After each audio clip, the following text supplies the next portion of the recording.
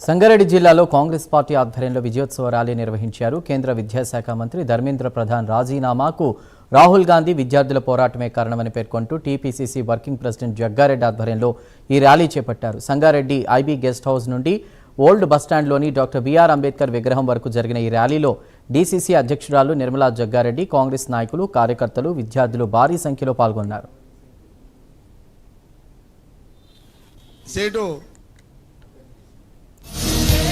वो अपन का ओनर है भाई, राहुल गांधी जी अपन का ओनर है।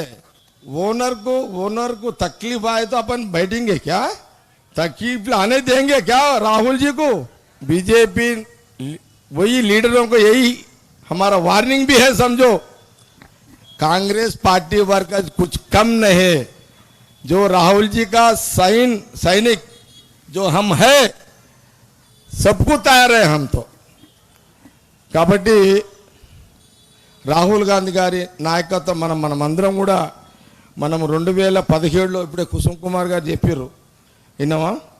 కాబట్టి ఏది ఏమైనా ఈరోజు స్టూడెంట్స్ ఏదైతే జంతర్ మంతర్ దగ్గర కూర్చొని వారికి రాహుల్ గాంధీ గారు మద్దతు ఇవ్వడము, కాంగ్రెస్ బలంగా నిలవడము, ఈరోజు సెంట్రల్ మినిస్టర్ రిజైన్ చేయడము, ఇదొక గుణపాఠము బీజేపీ పార్టీకి, బీజేపీ ప్రభుత్వానికి.